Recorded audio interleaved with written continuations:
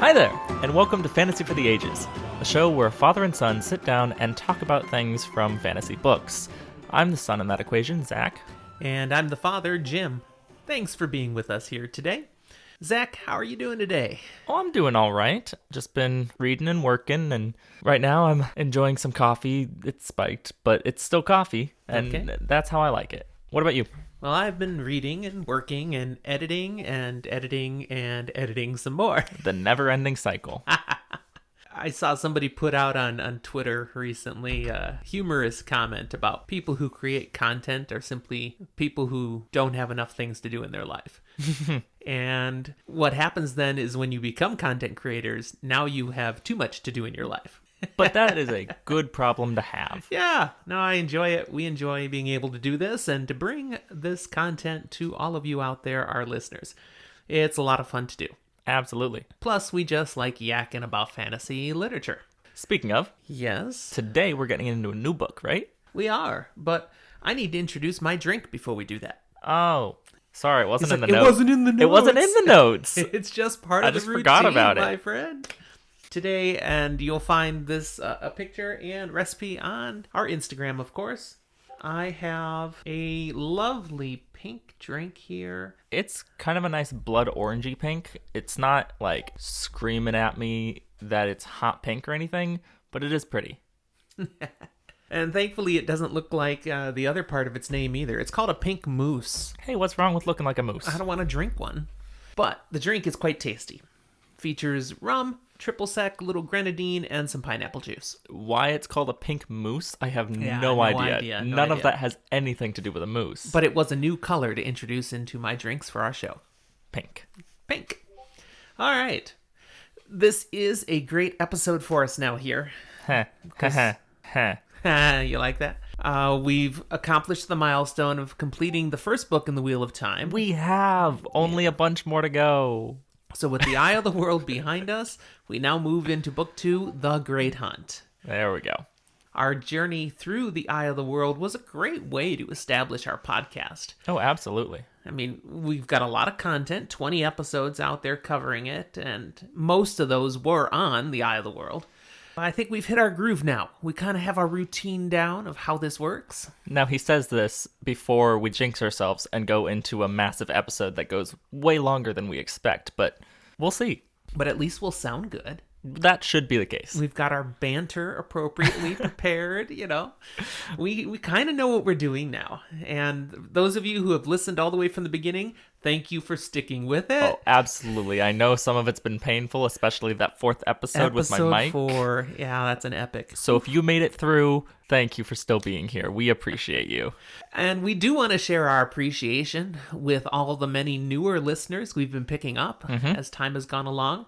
It's fun when we notice, hey, new subscriber, because suddenly, there's another 20 downloads all at once, which is great. We have been picking up more people around the country. Quite a few recently from Arlington, Texas area, Philadelphia, Baltimore, even Seattle. Fantastic. A bunch of new downloads in those regions. I love it. And then internationally, Australia is with us now. All right. India, we've got some listeners in India. Quite a few more in the United Kingdom and France now. Nice. France is still kicking everybody else's butt, so there may be some VPN going on there, I still think. And they're all channeling through France. Or the French really love our podcast. But it's no contest compared to all the other countries. It could just happen. Yep, and if there's just a lot of French listeners, let us know you're real. Email us, connect with us on social media. All the links for those things are in our show notes, but we want to know, are you really there? Send it to us in English or French. The French neither of us can read, but we know some people who can try to translate it for us. That's true. All right, then. Let's get started. We do have a lot to cover in this particular episode. Yes. There is something specifically to reference before we move into the prologue of the book, and that is there's a quotation that starts off on a page just before the prologue. And it's a quote from the Koreathon cycle, which is subtitled The Prophecies of the Dragon. Do we just want to reference it, or do you want me to read it? I'm just going to reference it. Okay. I want to point out that these sorts of quotations will appear throughout the series. Absolutely. Sometimes at the beginning of a book, sometimes at the end of a book, sometimes both. They are filled with foreshadowing, which is, basically what prophecy is. It's telling what's going to come in some way. Though it's really fun, in my opinion, to see if you're keeping track of the history and the timeline. Sometimes it's foreshadowing and sometimes it's a history. True. We are in the Third Age, and sometimes we'll see things written saying they're from the Second, or earlier in the Third Age, or even in the Fourth Age. When things are written is different. So this particular one is from when? The year of grace 231 of the new era, the Third Age. Definitely prophecy of what was to come and referencing the Dragon Reborn. Which, if you remember, at the end of The Eye of the World, that was one of the last things Moraine said. Yep, she just kind of dropped that bomb and it was like, it happened. Yeah, the dragon is reborn, and was clearly identifying Rand. The Wheel of Time Prologue. We've got prologues in just about every book. I think it is every book. But they're going to do something interesting. Basically, as you move through the series, the prologues get longer and longer and longer. By the end, it's like 100, 200 pages for just the prologue. It's like multiple chapters, really, but it's all just prologue. And then you'll get to chapter 1. And it's often stuff that really, especially on a first read, is important, but doesn't always make perfect sense, but tells a lot that we don't see otherwise in the story. Well, and later in the series, Robert Jordan would use the prologue to kind of catch you up sometimes on what various different characters are up to before then moving on to the main focus of whatever that particular book is. When you've got so many storylines going on, especially when some of them don't really get touched that much in the previous book, just because there was so much going on, it's nice to have it previously on. But this prologue, it holds a special place in Wheel of Time fans' hearts. It has the nickname the Darkfriends Social, because we've got a group of Darkfriends all gathered for some special reason, and we're going to learn a whole bunch that has to do with what's to come. But also, it just reveals some key information about the Wheel of Time as a whole. And we're going to kind of go through that here now and see what are we seeing. Now, there is a lot of foreshadowing. We're going to try not to give major spoilers as we do this, which is going to be hard. But bear with us. We'll try to just highlight what's significant about this and then leave you hanging on a whole bunch of things. And I will do my best to do it just a bit at a time. Well, there you go. This particular prologue does have a title. It's called In the Shadow. And it comes to us from the point of view of a man named Bors. The first thing we know is that's a fake name. Yeah. All the people in this room are hiding their identities. The book itself says, the man who called himself Bors, at least in this place. Yeah. So he's in this large chamber, about 100 other people, and all of them are wearing black masks to hide their identities. So Bors doesn't know who any of these other people are. Not even in the slightest. Although he may start to guess. He's certainly going to try. He believes information is very important. So he's going to try to glean some information here. But, he also doesn't even know really where he is. No. Now that's interesting. That's kind of odd. He's come to this place, but he doesn't know where. And as you read the description of what it was like in the place, like the fire that's not giving off any heat, what does the setting remind you of from anything we've learned so far in this series, Zach? From what we've seen so far, the first immediate thing that you can think of is the way that Matt, Perrin, and Rand get sucked into these dreams of Baalzamon. These things that they don't intentionally get there, but they're summoned, if you will. And in this space that, in a way, fits some of the description we see here. So that was always a dream that they were being sucked into in the last book. Are these people, you think, in a dream? Maybe. Hard to be sure. Hard to say for sure with the information we have up to this point. But by the end of the prologue, we do have more information. And I'm just going to go out and say it here now. I think it's pretty clear they're not in a dream. But at least not as we understand it. but they haven't gotten here in a traditional way. No. They didn't just get on a horse and ride and show up here. So, wherever they are physically there. yeah, and we'll talk about where they are just a little bit further. Let's move in further into this prologue. Bors mentions that he's here because he was summoned. Mm-hmm. And he's assuming everybody was summoned, and this is a kind of summoning that you don't turn down. You don't decline this. You don't say, nah, I'm busy this weekend. How about next week? We don't know exactly what the summoning was. It's just, it was clear, you will come. And maybe they were brought. There was no hanging threat. It was just, you don't say no. And I think this is important in that I think it is something where they were brought. So it wasn't just, hey, come along. They actually were grabbed and brought here in some way. But we'll talk about that more in a bit. Mm-hmm. So Bors and all the others, when this opens up, they're just standing around waiting. They're waiting for the one who summoned them. They don't even entirely know just who summoned them. This is all kind of mystery. So while sitting around, he's looking at the other people. He's trying to see, what can I learn about these others? He notices that while most people are kind of disguised like he is, he's wearing a big, bulky black cloak, and he's even hunched over to try to make himself look shorter. He's trying to give nobody clues of who he might be. And they're all wearing masks, to be clear. They all have masks, but about a quarter of the people haven't bothered with anything other than the masks. He can read a little more into some of those people. But there's a number of things, therefore, that he can tell about this crowd. I thought the first one I'd just highlight is the servants. There are servants walking around offering drinks to the guests. And he thinks to himself, servants know everything. Maybe I can pump one of the servants for some information about who summoned us, what's going on, where are we?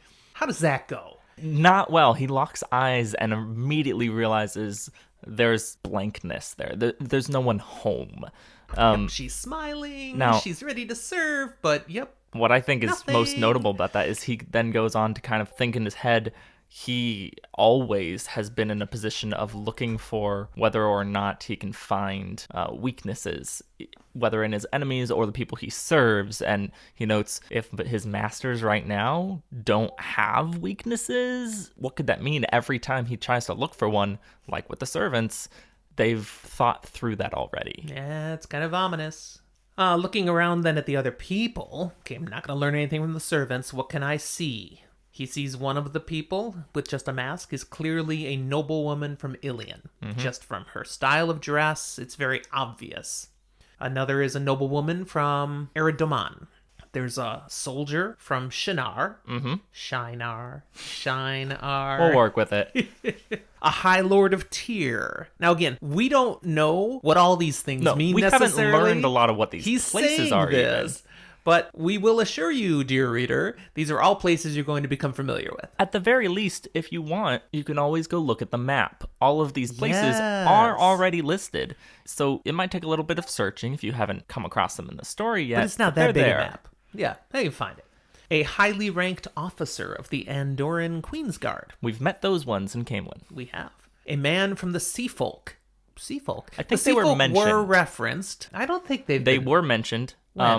Because they were mentioned, I believe, and correct me if I'm wrong, people who know this, while they were on Baal Domon's ship, as they were talking about various peoples and stories, and they saw that tower in the distance, and they were talking about wonderful, crazy things that they've seen in the world. Yeah. And there was that big, glass ball with a hand sticking out of their island, and that's when the sea folk were really mentioned. Okay, nice recollection on that.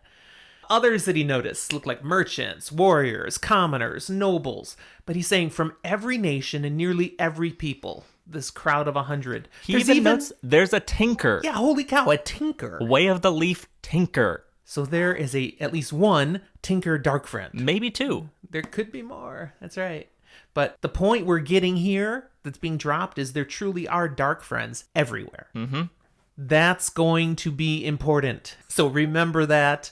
Foreshadowing, Darkfriends everywhere. And let's go with that everywhere. He notices two other individuals that, to be fair here, Bors notices the Tinker and kind of scoffs and goes, well, we'll be fine if he dies off or something. That's fine. But then he notices two other people that he's like, nah, I'd be okay with them dying more. Oh, yeah. No, I want them dead. Dead. Yeah, he notices two Aes Sedai, which means Dun, dun, dun. At the very least, it sounds like Baalzamon wasn't entirely lying about No. there being servants within the tower. That's right. These would be that Black Aja that's been mentioned in the first book already. If they are truly Aes Sedai and Darkfriends, That's bad. yeah. And, it's telling about Bors, his reaction here. That he refers to them as witches. And yes, he would clearly like them dead. That's foreshadowing. Think, people. Think of what characters have we perhaps come across already in the first book that always refer to Aes Sedai as witches and would kill them if they could. And if you don't figure it out in about 5 minutes, I'll probably tell you. It's right there at the end of the... it's pretty obvious at the end of the prologue, so let's get to that. He's looked at all of this stuff, and then there's a chime, and doors at the end of the room open, and Trollocs come walking in, and then a Myrddraal. And the Myrddraal commands them to grovel on their bellies as their master is coming. They don't take orders to grovel from Myrddraal very well. No, Bors comments in his mind kind of thinking when the Dark One is more walking around again and things come to pass that they're looking for, he's like, I might be chosen as a Dreadlord and you might bow to me. He's a bit pompous. There's not a single person who joins the Darkfriends going, I just want to be a servant and be a peon in the army, so I'm going to sign up as a Darkfriend. It's kind of like a necessary requirement to be ambitious and selfish. Every last one of them believes they will rule everyone. Now, they've not thought this through, because how does everyone rule everyone? But here we are.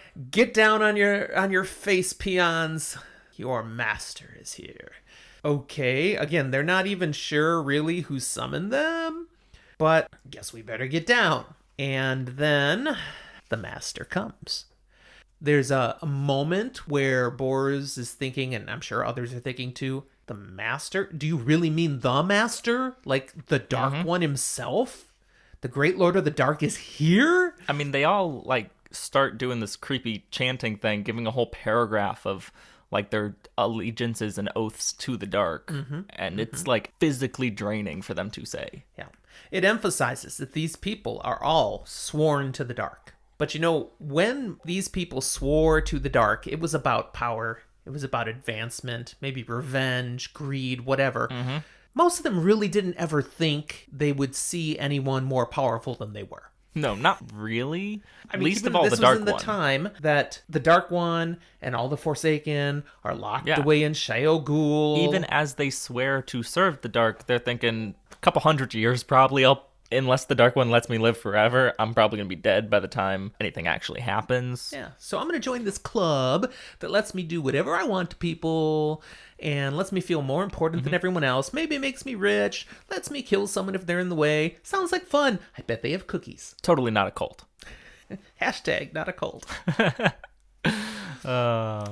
So they're all groveling. All wondering, is this literally the Dark One? Is he here now? Has something changed? And then they hear a male voice that does not, it's not like, now rise, peons. It's not some Dark One voice. Nah. It's a very nice, pleasant sounding man who commands them to rise. And they start rising. They're kind of hesitant. And he's more insistent, rise, And they see this man floating in the air above the Myrddraal and Trollocs. He's masked. And Bors is like, okay, well, it's not the Dark One. I'm pretty sure that's not what the Dark One would look like. He does stand out different, though. He's fully robed and masked in red, whereas everyone else was all this black and stuff. He really stands out. And what does Bors think? Maybe this is a Forsaken. It's someone floating in the air.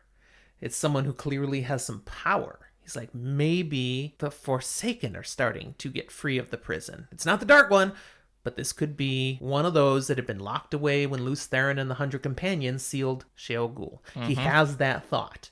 Give Bors some props, man, because yes, this is a Forsaken. I mean, it's not too far out of the realm of belief, but it very clearly tells him he is a small fish right now. Oh, yes. I can't float like that. And we very quickly get more clues that not only is it a Forsaken, it's one we've met before. Because he gestures with his hands and we can see that they're all horribly scarred. He introduces himself. Then he introduces himself. But before he introduces himself, come on, I was reading. I was like, hey, I know who this is. Well, here's my conundrum here. You've introduced him and said he's a Forsaken. Up until this point, we weren't sure of that. Moraine had suggested maybe that instead. But as far as we knew, this was the Dark One. But I said it because Bors thought it. Yes. It wasn't I suggested it. Robert Jordan suggested it right there. But he introduces himself as Baalzamon. Yes. Thus reinforcing the idea that this is the same kind of place that Rand, Mat, and Perrin were. And yet not exactly. No. Because Baalzamon's now going to go ahead and share just a little bit of information. If you remember, Baalzamon likes to monologue. He does. He falls into the bad guy trope. He does. Sometimes. Now, Baalzamon is the Trolloc name we learn for the Dark One. No. Yes. It translates to Heart of the Dark. But it's what they use when they talk about the Dark One. Yeah, they know. Other people know that Trollocs refer to the Great Lord of the Dark as that. Right. But Trollocs are potentially dumb. What about Narg? I do actually want to stop here Narg, and mention Narg and give Trolloc some credit. You actually came out and said the thing you would have changed about the last book was have Narg not speak. One Trolloc who spoke But common. there are a couple actual times that we see Trolloc speak. That's the only one we, I think, are given dialogue. But it is mentioned at least like 2 other times in later books that someone remarks, Trollocs can speak? Yeah. But we saw it in the Ways, Trollocs have script. They have a language that they refer to the Dark One as. Yeah. Okay. And They have a written and spoken language. Trollocs are literate. They are actually... Trollocs have Trolloc school? They must in some way, They shape, or go form. to university and get degrees? They're probably not that advanced, but they at least have some base amount of intelligence beyond just a bestial tribal nature. They have more structure in society enough to have language that is both written and spoken. Okay. That says a lot. So when we learn that this name, Baalzamon, is what the Trollocs use to refer to the Dark One, but it actually has a meaning, the Heart of the Dark, what it really is saying is this man has chosen to take upon himself a name that the Trollocs use for the Dark One. So he's not necessarily saying he's the Dark One. But he's saying for the Trollocs, he represents it and stands for that. And as Bors looks, the Trollocs in the Marriage Rule look terrified right now.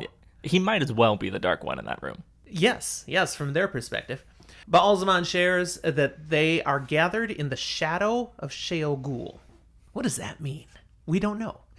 Not exactly. If we're talking in a physical sense, it means they're somewhere way up north by Sheol. Right. Are they in the Blasted Lands? And if they looked out a window, they'd see, there it is, and we're in its shadow. But we also talk about things like the shadow being a more collective term. We talk about people being of the shadow, in the shadow, friends of the dark, all of these shadow spawn.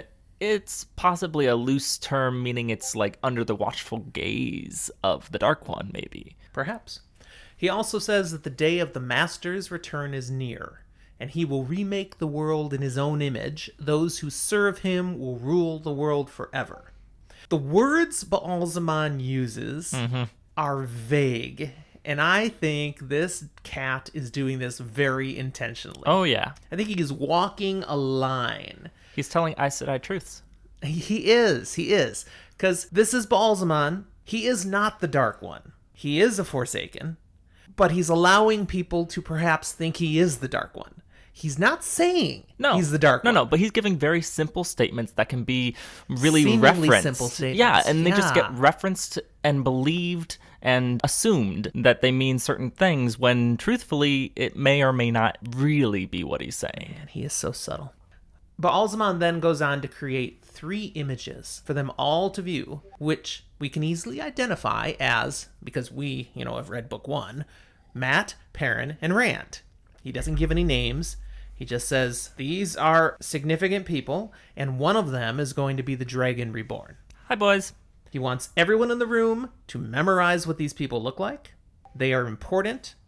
Baalzamon plans to guide these people to do his bidding. I have a question for you. Yeah. Why doesn't he tell them which one? He knows. Yeah, we're pretty sure he knows. But, I'm sure he has reason. Maybe it's just like Aes Sedai. He only tells them what he thinks they need to know. I think that's more like he doesn't want people to get over ambitious and try and make their own machinations. Right? So it's come fair, on. Who's been attracted to the Darkfriends? The ones who want power and are going to advance themselves any way they can. But he does share his ultimate goal is to see the dragon turned to serve him. Yeah, he says, don't kill him. He will serve the Lord of the Dark in this age or another. Yeah. At which point, Boris is like, wait, another? Yeah, I'm in this one. I'd like it to be now. And let's be real, he's here now. We don't need to care about others. Then Baalzamon gives instructions individually to each of the attendees, one after another. No one can hear what is being said to another. The Myrddraal and Trollocs, they're gone, by the way, now. So it's just Baalzamon, and then one-on-one encounters with everyone in the room. So he'll see somebody just suddenly in the grasp, raptured for a moment, completely caught up by Baalzamon, and nodding and responding, but can't hear a thing. When it gets to Bor's turn, he receives some specific directions. Mm-hmm. These are important also in figuring out later fully who Bor's is. It's 3 main instructions. Yes. Number 1, return to Terabon and redouble his efforts on the good works he's been doing out there. Now, it does say good in italicized lettering, italics. There we go. I got there eventually. English is fun. English is hard. But no, it's implied that these good works aren't necessarily good things. Really? I didn't read it that way. I kind of read it as he was doing some things that were good. I think it's a double meaning. It goes one of 2 ways. And we don't, at this point, know exactly what it is. But it's either things that are being done in the name of good, but are actually quite bad things. And Could be seen that way by other groups. And I think as we learn more about this individual and what they're doing, both of these are kind of true. The other is that they may actually be good things, but it's with a secret, subtle, evil plot. And that's why it's good works. Secondly, he's supposed to watch for the 3 men and have all his followers, so he clearly leads people, have them all be on the lookout for these 3 men. And third, regarding those who have landed at Toman Head... ... We don't get to hear what that is. But we learn there are people who have landed at Toman Head. We don't know where Toman Head is. We haven't heard anything about this. We know it must be somewhere near the Domani, because they're mentioned as well. And connected with Terabon, maybe, because that's where he's returning. But he's told to speak of it to no one. That's right. Don't share that information. Don't let it spread. We also know that the specific orders Boris receives make no sense to him. It's like, what? And then Boris is subjected to a whole bunch of visions, just flashes of things, and it's a whole list of stuff that makes no sense mostly to us either, but that's the point. It makes no sense to Boris. It makes no sense to us. You have a few mentioned here, and I think the few that you're mentioned are things that we actually can guess what they are based on what we already have seen, but I actually want to make note of a couple of the others as well. Okay. Well, what do you want to make mention of? Which of those visions jump out for you that you want to highlight? The woman or girl dressed in white is confusing to me. I was clueless on that. I think I have a couple ideas, none of which that I can actually say yet. Yep, no spoilers. But that's something that I think we will maybe see, but have not yet. Okay. The next that I really enjoy is a raven that stares him in the eye, knowing him, and then is gone. And I really, really love that one personally. I'm a huge fan of motifs throughout these books of foxes and ravens. They appear a lot. Watt Spoilers just thanked you for the plug, by the way. Yeah. Foxes and ravens. But that means something that we may not necessarily know eventually, and it actually means a couple of different things. Could be interpreted multiple ways. At least 2 that are very cool. So keep an eye out for ravens, beyond just how they connect to the dark. All right. And then I think the rest really are just ones that you've already written down and mentioned here. So he sees an armored man with a helm like a monstrous insect. That's really significant foreshadowing. So watch for something like that. It's going to make sense later. A curled and golden horn. Now that one you should already be able to figure out. Have you not seen the helm yet? Mm-mm. I think we might have had a mention it, but it may not have been something. fully mentioned what it is. Yeah. But we've seen it, even if it wasn't described yet. Okay. And a wolf leaping from the shadows and ripping out his throat. I'm like, ooh. But we do have a character connected to wolves. There's probably some significance there. Maybe in some way, shape, or form. Bors then is left as Alzamon moves on to other people. And he's just staring at these three figures again, floating in the air before him. But before he knows it, the meeting is over. And he's taken back to his room by one of these brainless servants. He's told to change and prepare to leave. And this is where we get confirmation that this is a real place. This is not some Because he dream. changes back into real clothes. He's got his saddlebags. He's got stuff. And significantly, the clothes he changes into is a white cloak with a red shepherd's crook beneath the sun, a symbol of his office. Now, we haven't seen a shepherd's crook, although it's been referenced in the first book. Okay? But this will make more sense later on in this book. Because it's been referenced, can I say what that pertains to? No, that'd Darn. be too much at this point. We don't know enough. But we do know from hoping. this, we can figure out... He's a white cloak. The dude's a white cloak. If you haven't figured it out yet, Bors is a white cloak. So white cloaks who exist to hunt out dark friends and work for the light. And this guy who has, remember, followers, he's a commander of some sort. He's a dark friend. Nice. Yay. They really are everywhere. I mean, are we really that surprised with what we've seen? Yeah, there's some white cloaks that just have sucked, haven't there been? Yeah. Yeah, pretty high percentage. Man, But hey, we will also perhaps see not all white cloaks are bad. maybe it could change. Maybe. Maybe. One last note here. Mm-hmm. I mentioned he had saddlebags. He's got supplies with him. So he is really at Sheol-Gul or in the shadow of Sheol-Gul. He journeyed in some way. So speculation here. Could we say How he did he get traveled here? somewhere? No, he definitely did. I mean, he traveled. Some form of traveling to get across this distance. It's really remarkable. It's People are probably here not from his own power. all over the world, remember? Mm-hmm. And he doesn't know where he is. Most likely, let's be real here, he's a white cloak. He had no ability to do this, but somebody did some form of Using the power. I was gonna be like, it's magic, but we don't really use that term in the series. And to better understand that, check out our midweek special on the magic system of the World of Time. The Wheel of Time. No, The World it's of the World of Time. Time now. Nice, yes. We talk about the nature of whether or not it is a loop, linear, an You know, inverted this pink donut moose shape. is really good. He's almost done with it. And we just got through the prologue. We did. Okay. And We that have was 5 a more healthy chapters chunk. to do in We not do. a lot of This time is to going do to be a it. healthy sized episode. But I got to tell you, none of the chapters are as bulky and significant as the prologue. So I knew we'd take a lot of time talking about that. I think the rest of these chapters really set up a lot of things, and so they are potentially important, but a lot of it is flavor. But they're a good self contained arc, chapters 1 through 5, which is why we are going through all of them today. Okay. But final notes on the prologue before this gets away from us. What have we learned? That's key. But Alzamon's still alive. Yep. Ren did not kill him. He's still looking at the boys and has set a whole bunch of Darkfriends on their trail as well. Mm-hmm. He also has a whole bunch of other plans that aren't necessarily connected with each other, but that he has connected in a bunch of ways. And as we already talked about, we hear about a bunch of new countries. The world building has expanded right here. And we're gonna, the ones that you hadn't heard of before, you're soon, if not in this book, in coming books, going to be and have encounters with. Even if we do not see a country for the next, 4 or 5 books, rest assured, Baalzamon has set plans in motion there already. Because dark friends are everywhere. Okay, time for chapter 1, called The Flame of Tar-Valon. Nope, try again. The Flame of Tar-Valon. Try again. You do it. I don't like your way. My way's correct. The Flame of Tar-Valon. Come on, Jen, help me out here. I'm just saying.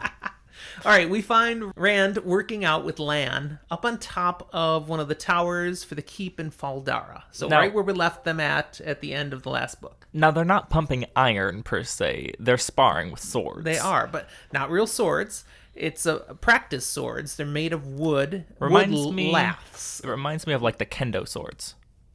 You're not familiar? Anime? I don't know. It's blanking. No, for it's me. a real thing. It's... I would find you a picture, but I don't have it near But me. no, It's I bits pictured of, like, almost multiple things. I'm going to be totally wrong with exactly what I say. multiple thin but pieces of wood. Yeah, in kendo, you use like it's a bunch of pieces of like small bamboo or something strapped together to make a sword itself, partially so that it still is firm and unyielding so it does not break, but with enough give that it doesn't like kill you when it hits you. Well, that's kind of the intent with this practice sword, for sure. Yeah, I think that's where the inspiration for something like this is more from that idea. They've been working hard. Rand is slick with sweat, and even the warder is showing he's worked up a little bit, not nearly to the degree of Rand. No, but I mean, he's got warder stuff. Yeah. Also noticeably, Rand has 3 different marks from where Lan has scored some blows, and Lan has not been touched. He is, I believe the word was badass? Yeah. Yeah. Lan's a total badass. And That Rand being is said, still learning. It is evident that Rand has learned quite a bit. He is much better than he Rand used is to a be. bit of a specimen of a human, and he's putting those muscles and frame to use. I mean, he's the same height as Lan, Yeah. it says. Lan's more Rand's- buff, but I think Rand's taller. no, it said about the same height, right, in this They're reference, actually. similar, but I think officially Rand is a little taller. Just a little. But we do see here Lan is the better swordsman. Not shocking. Mm-hmm. He's been doing this for decades. He was born with a sword in his hands. Rand is showing he has picked up a thing or two. But as they're sparring, there comes a moment where Lan lunges in for a poke, and Rand, he's going to get me. You know, he knows it's coming, but he tries to duck out of the way, and he can't move. The air behind him turns into a solid wall. It's not nice. It's just not fair. It's like, what the heck? And this happens very fast. Lan is anticipating Rand is going to get out of the way, so he's really poking pretty hard. His sword gets him right in the chest, and then the wind behind Rand pushes him into the sword. It's like, what? The sword, being this practice sword, it bends it flexes, and then shatters, but it leaves scrapes and gouges all over Rand's chest. And Lan is like, dude, what the heck? You're better than that. What are you doing? And he's like, no. The wind shoved me into it. Like, it was solid. I could not get out of the way. Let's give Lan some credit here. He doesn't say you're terrible and dumb and making excuses. He says weird things happen when you're close to the blight. But he looks troubled. So he's not just dismissing it. He's like, No, but he's believing Rand that something funky did happen. But then Lan just tries to move the conversation on. And he asks, so dude, when are you leaving? And we get from this point here now, this is about a month after they got back from the Blight at the end of the first book. And if you remember, at the end of the first book, Rand was about to leave. He'd had a conversation with Lan right there saying, you know, I can leave still, right? And Lan's like, hey, you are free to do as you wish. And now it's a month later and he's still here. He keeps dragging his feet for whatever reason. And Lan is like, so, you know, why are you here? And Rand's like, well, I need to get better with this sword. This heron mark blade has caused me trouble already. I need to know how to handle it. I've got to learn. And we get a little side conversation here where Lan suggests he sells it because this sword is a special sword. Even amongst heron mark blades, this would sell for a pretty penny. And he's surprised to discover Rand doesn't realize just how special the sword is. Mm-hmm. What do we learn? We get a little exposition. What do we learn about this sword? This is Aes Sedai make from way back in the War of Power, still during the Age of Legends. This is a power-wrought sword, meaning it was made both with the power and actual forging. Mm-hmm. And it's a skill that is actually not really remembered anymore. Well, we don't know about remembered. It's not remembered how to be done. It's refused to be done. Is it? Aes Sedai have sworn now, and this happened about 2,000 years ago, maybe a little farther back than that. They swore to never make a weapon that could be used to harm man. They swore not to do it, and I thought that they learned, like, they no longer know how to do it because they haven't done it in so many thousands of years. I think they could figure it out still, but it's one of their oaths, so they won't do it anymore. And therefore, this is a weapon made by Aes Sedai, and it was specifically made for fighting against the Shadow, but it could be used against anybody, so they will not make things like this anymore. It's meant to be unbreakable, never needing to be sharpened, the ultimate sword. And Lan knows a lot about this kind of sword, because his sword is also... Yeah, his sword, much less ostentatious and much simpler looking. It doesn't have a heron probably mark, but a simple soldier's sword from the Age of Legends, the War of Power. But the description we get is that his sword looks very similar to Rand's, actually. But stylistically, it's similar. Yeah. Just doesn't have that heron mark. But otherwise, it's kind of the same sword. I believe it doesn't have like the golden shiny craziness. It's just But it similar does, style. because of the Aes Sedai wroughtness, it likewise never needs to be sharpened. Yes, it's more just that he hangs on to it for the functionality of it himself. Now, I want to highlight that.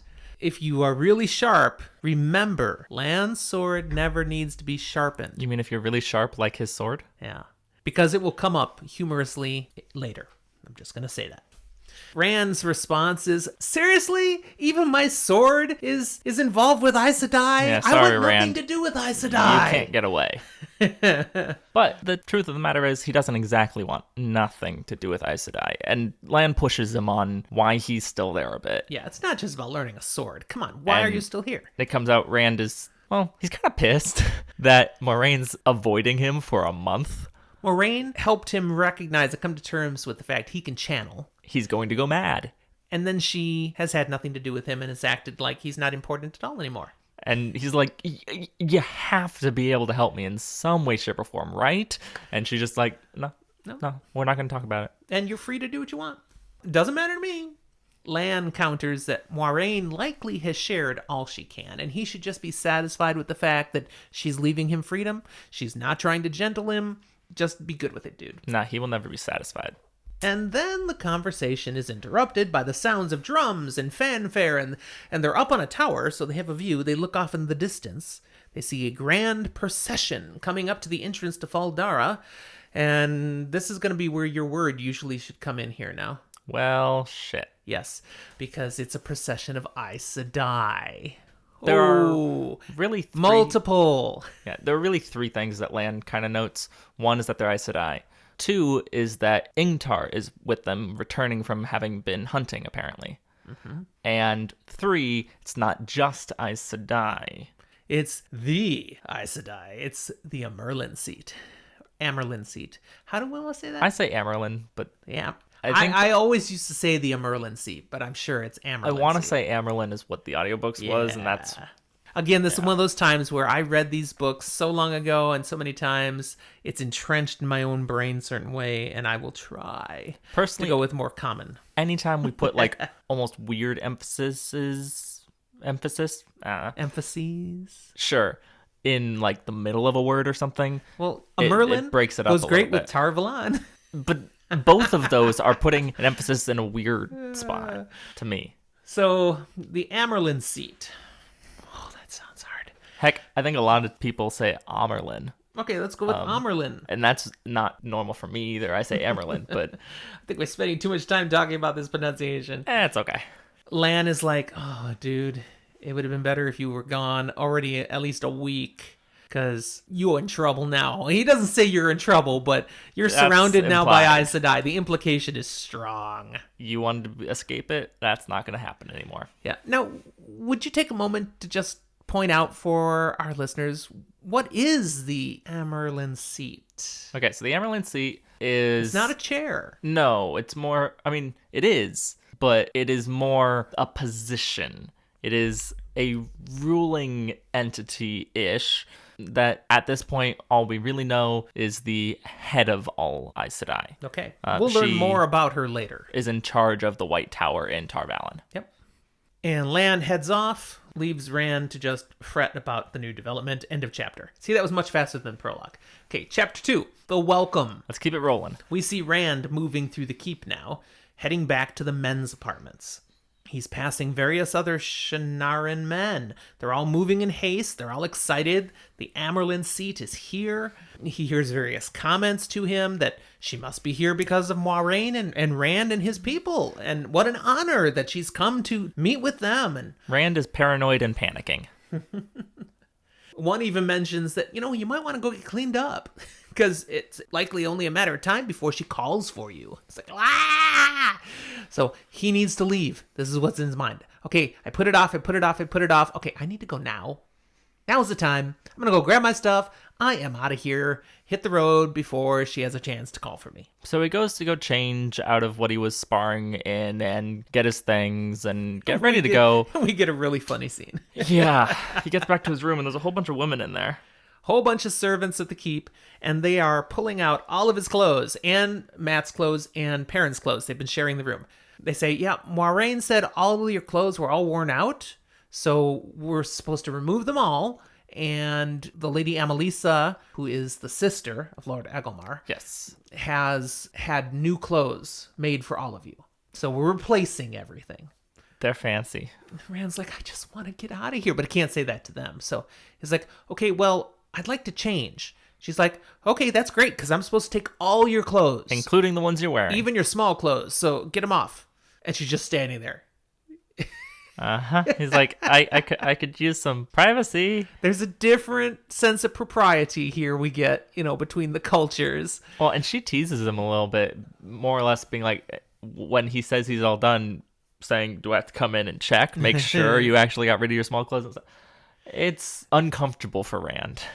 And this is a case where they know he's uncomfortable, so they just can't help poking him a little bit, having some fun at his expense, which is great. I wouldn't be a fan of the not respecting his boundaries, but that's just like my view on cultural differences here.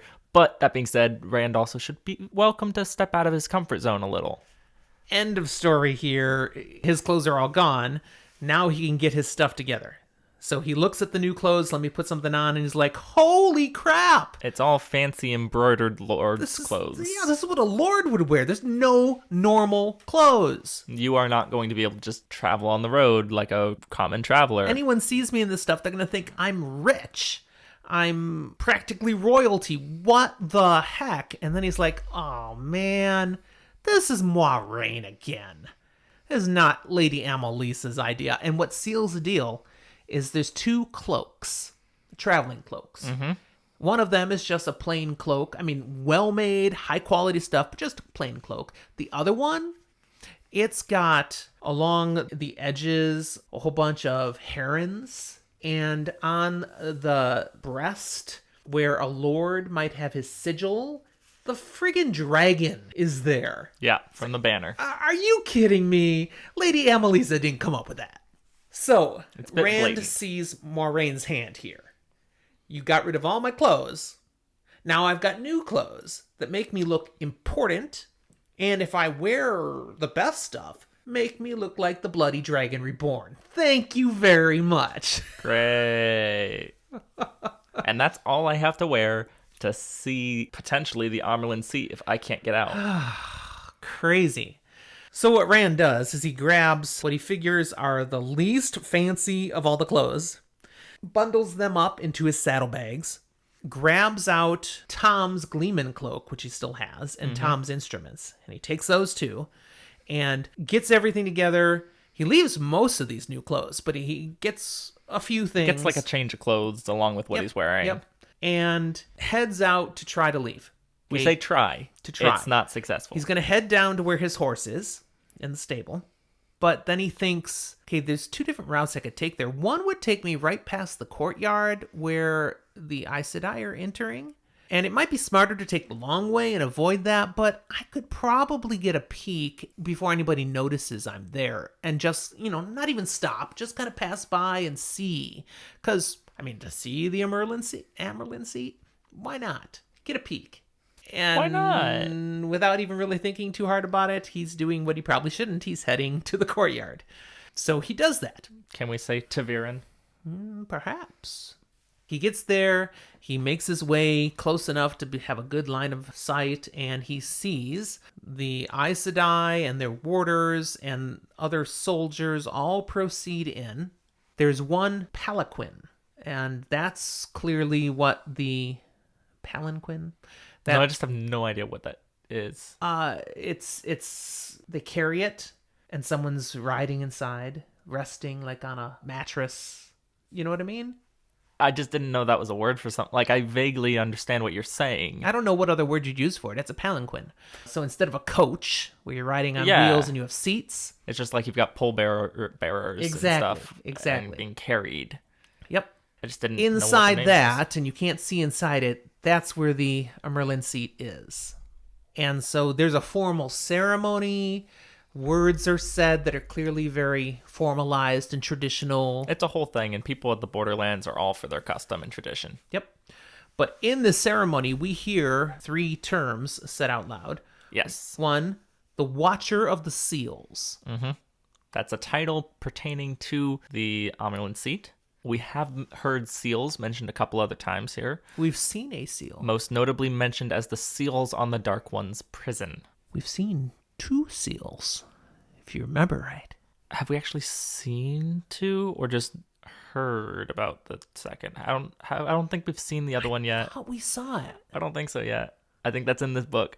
I thought we saw it. I'm pretty sure it's in this book. All right.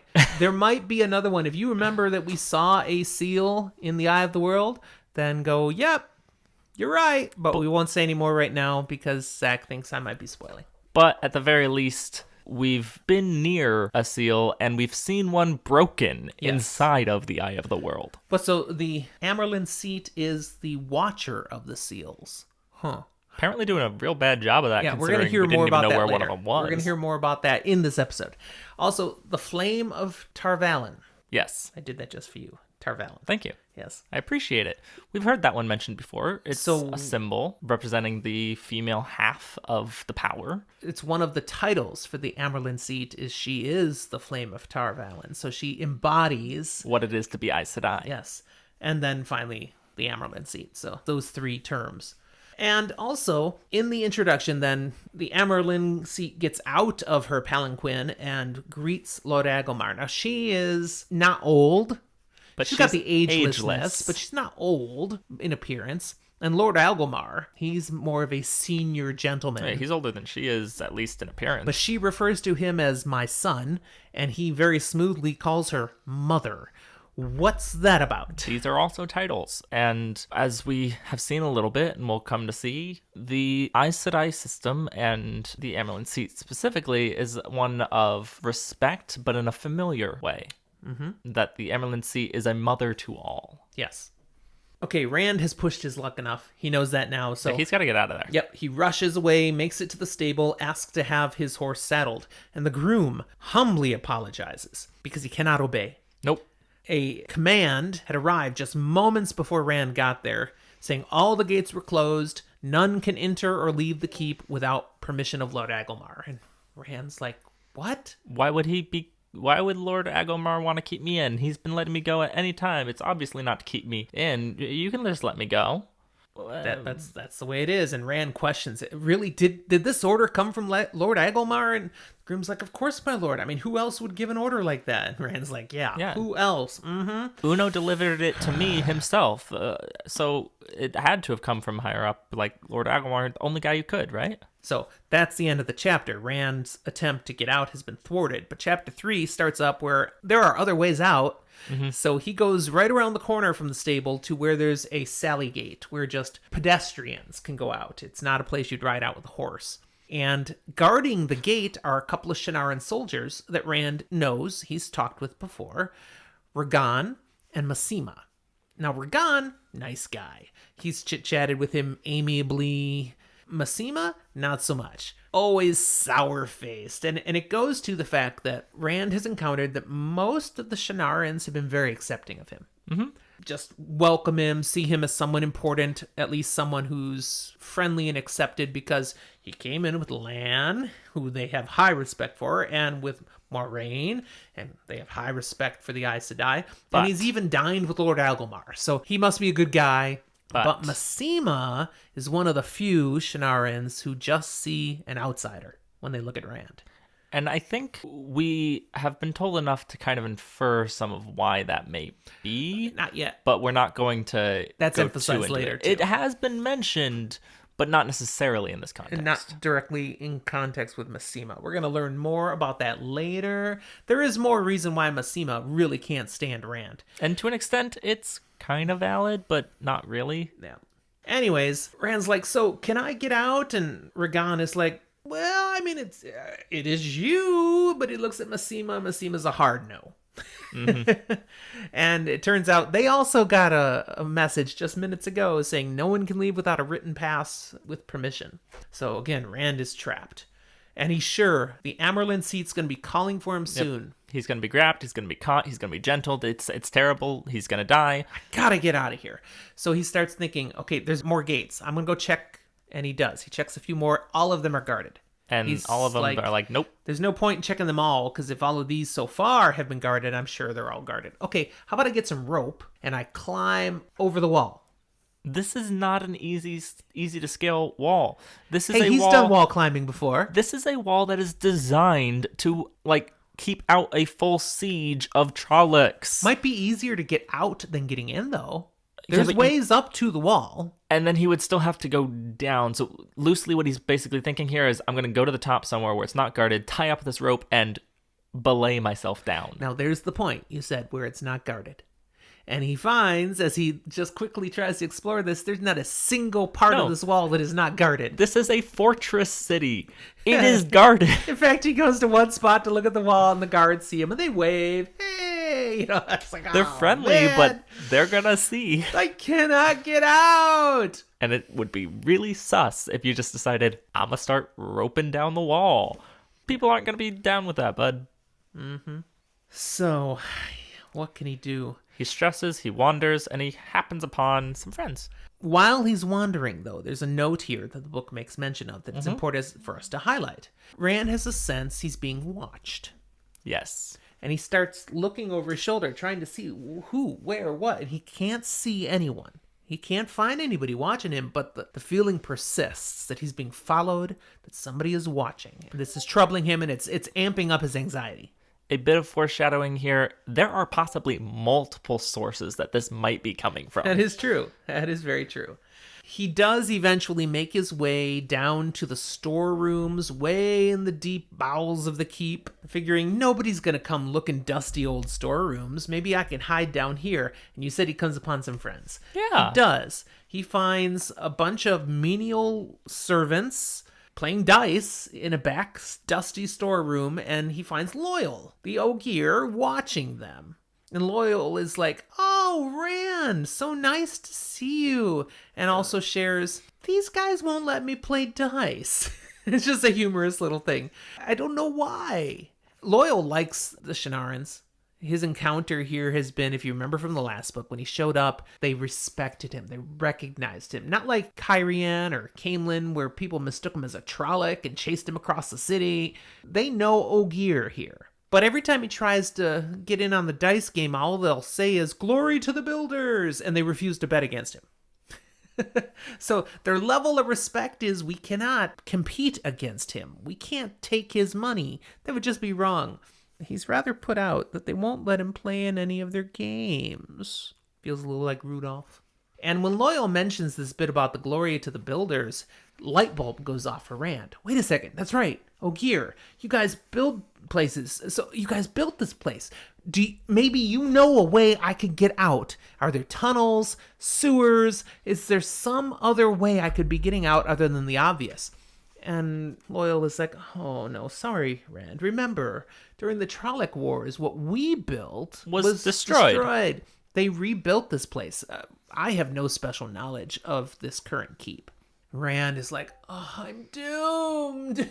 I've got to get out of here." And he just kind of slumps to the ground. And Loyal says, "Matt, okay? Perrin, I think something's wrong with Rand. I think he's sick." That's when we discover that they're there. They stand up out from the dice people, and it's a whole thing. And Matt's like, "Okay, I'm going to leave the game." And people, "Matt, you can't leave while you're winning." He's like, "Well, it's better than leaving when I'm losing." Matt would do much better in Vegas. He knows when not to push his luck in this moment. He knows when to hold them and knows when to fold them. Knows when to walk away and when to run. You never count your But then he says to them, "But don't worry, guys. I'll be back. You'll have a chance to win your money back later." Sure. And the reaction from them shows how lucky he has been. Because they're like, more, you'll have a chance to win more money out of us. Yeah, the looks on their faces like, yeah, that's going to help. They come to see what's wrong with Rand. And they notice how well he's dressed. Like, whoa, dude, nice duds. Matt's like, "I've won some money. I could buy some clothes like this now, too." And he's like, no, don't worry. All your clothes are gone, too. Wait, what? Moraine had all our stuff thrown away and new clothes replaced. You've got fancy stuff up in our room too now. Now, there is something that will be noted of and happen here, but it references something we didn't really touch on in the end of the second chapter. And that's that all these boys are relatively respected. Rand is getting a little bit nicer treatment than the others, and it goes back to his name. A lot of the various people around Faldara think that Rand actually is a lord. His name, Rand al'Thor, the Al prefix there means something in the Borderlands. Lan's name is actually Al-Lan. Right? And in there, it means that he's a king. So even though Rand is like, no, it's just my name. It's just my name. People think he's royalty in some way, shape, or form from somewhere. And so while Mat and Perrin are important for being with the Aes Sedai, Rand is seen as an actual lord. Yes. And this will come back to bite him in a number of ways. Definitely. So Rand is clearing up with the boys here now. I'm not sick. I need to leave. Now, he can't explain why he needs to leave. Because if you remember, Loyal, Mat, Perrin, they do not know he can channel. They don't know this. That was kept from them, and he hasn't shared it. So he's freaking out, and he can't tell them why he's freaking out. So then he has, he's like, well, I don't think it's going to go well for me with all these Aes Sedai around. And they're like, why? I mean, Moraine's been great. She's taken care of us. Yeah, absolutely. And life has actually been pretty good here, partly because of our connection to Moraine. They're not convinced about the Aes Sedai issue. That's not enough to get them to understand why he needs to get out of there. So then he tells them about feeling like he's being watched. He's being followed. Mm-hmm. There's something going on. I need to get away. Mat says, you think it's a fade? And Loyal is like, no. There's no fades here. They do everything they can to eliminate shadows, so you can't have a fade. And then Rand tells him about the wind, what happened up there. So clearly there's some danger here. Mat responds, and this is where we get a sign that Mat's going to be a better Mat than we had in the first book. Yeah. Mat comes up with, well, if the gates are barred, how do we get out? The key word being we. He's clearly ready to leave with Rand. Now, he just talked about how nice it's been. He's making money gambling. And he's having a great time. But if Rand needs to go, Mat's there with him. What a guy. And that's the last thing Rand wants to see. Because Rand is focused on, I'm a channeler. I'm going to go insane and kill anyone around me. So I have to get my friends away from me. Yes. So he instantly goes to plan B, which is perhaps one of the stupidest things he could do. But again, it's tied to he won't tell them the truth. Yep. He can't tell them, he feels, that he's a channeler. So clearly the only logical conclusion is to insult your friends. Yep. Horribly insult them, get them all offended so they won't want anything to do with it. It's great. Mat had a chance to do this when he was kind of insane and out of his mind, fever state in the last book, and now Rand's doing it of his own volition because he thinks it's a good idea. And it plays right into what you already commented on, how the whole lordness. Shinarans have been treating him like a lord, and so now he starts acting all lordly on them. And why in the world would I want you around? You guys have just been clingy as it is, and no, go away. You think you're better than us?